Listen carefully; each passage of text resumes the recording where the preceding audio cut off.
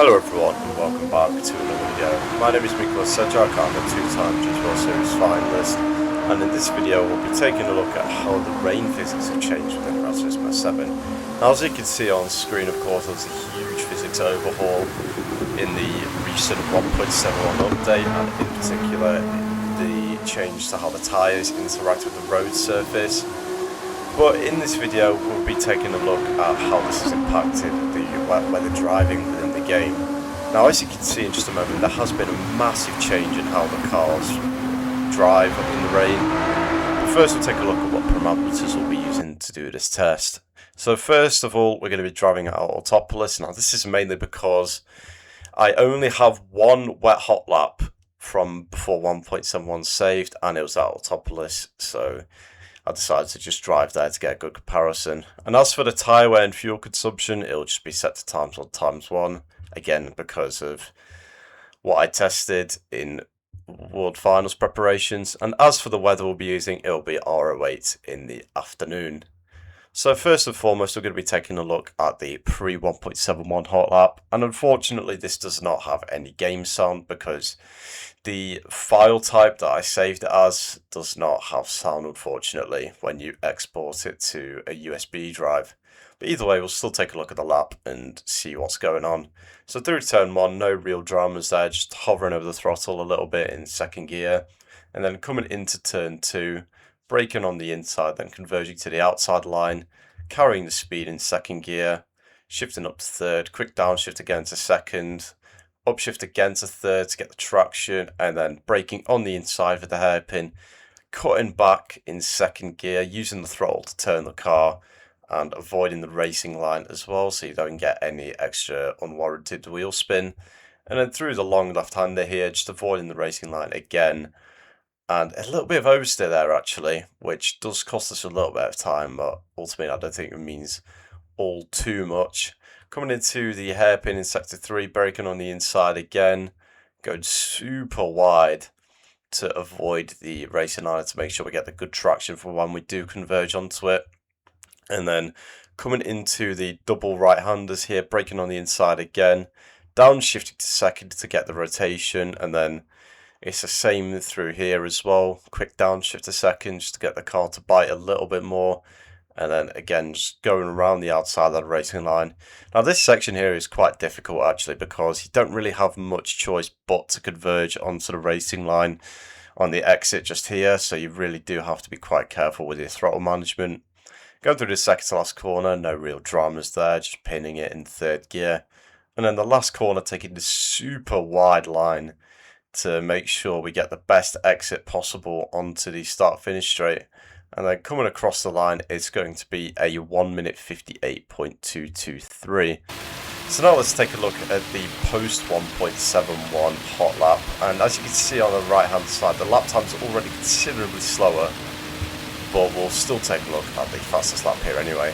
So braking on the racing line for turn 1, which isn't ideal I don't think, but I don't think it actually loses you that much time. And as you can see there, again, a lot of wheel spin on the exit curve, so already a big difference compared to the previous rendition of rain driving. And then as we go on the outside here, just way less grip available to us. And if you were eagle-eyed and kept an eye on the gearing before, you'll see that we can't even use third now because it just wouldn't offer the rotation or power that we need.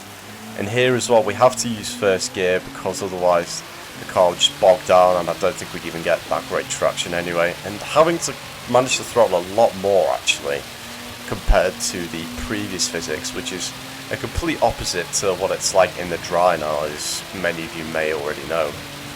So coming into sector 2, again braking on the inside of the hairpin. The braking distances are a bit short, so I got caught a bit off guard by that. And then again just holding first gear, because if we just floored it there, I think we would have just ultimately got crazy wheel spin or even just spun. And then through here, just a lot less grip. I did touch the racing line a little bit there, and we go a little bit wide as a result. A little bit of a power slide, but I don't think we lose too much time, so we carry on. Coming through the final sector here, just so much less grip available to us as a result of the physics change, and You know, we are trying to use the throttle pedal to get the car pointed, but it still doesn't do all that much in the rain. And coming through the second to last corner, again, just a lot more understeer compared to before. And then through the final corner, a little bit of a tighter line compared to the previous lap, but still making sure we avoid the racing line on the exit. And through the final corner, just even less grip as well, because we converge onto the racing line and we do a 2:04.746. So as you can see, there a huge difference in not only the lap times but the way the car drives as well. Because I mean, I'm assuming, I don't obviously know the insides and outs, but I'm assuming there's just a lot less going on between the tyre and the road. So the pre 1.71 lap was a 1:58.223. And the one post 1.71 lap was a 2:04.746, leading to a 6.5 second difference in lap time, which is just absolutely bonkers. And this is not even a super long track, so like tracks like Spa, Le Mans, expect to see the gap be considerably larger. Now we'll also take a quick look at the racing line hot lap I did, just as a quick comparison, because obviously I used the assist to know where not to drive, basically. Just the main purpose of using this in the rain. So going into turn 1, having to brake a lot less because there's just so much less grip laterally available, and also big power slide on the exit turn 1.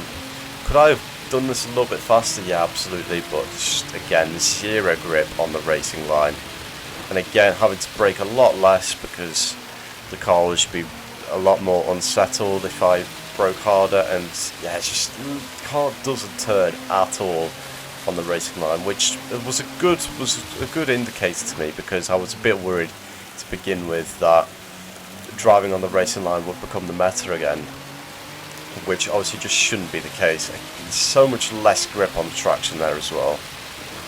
Now, okay, it has to be said that you wouldn't drive like this normally in the dry anyway. You would have opened the corner up a lot more there, but I still thought this would be a decent idea as to how much time you lose by avoiding or by driving on the racing line. Going a bit deep there, so technically not within the spirit of what I'm trying to achieve here, but we do come back to it on the exit. And again, just the car does not want to put the power down. And as we go into the long right-hander here, we do, I think, go a little bit wide of the racing line, so we do gain more time than we really should, and it's the same here, but the car just doesn't turn at all on the racing line. It does want to just wash you out. Again, same happens here, and I did try my best to stick to it in here as well, just going a little bit wider than I would have liked in the spirit of the experiment. And here, just absolutely no grip at all, having to hold second gear because I just didn't have the power otherwise. And then through the last corner, using a tight line, you can already notice just how much less grip there is compared to the normal kind of wet lines. So coming through the final corner, it's going to be a 2:08.365, which just isn't what you want.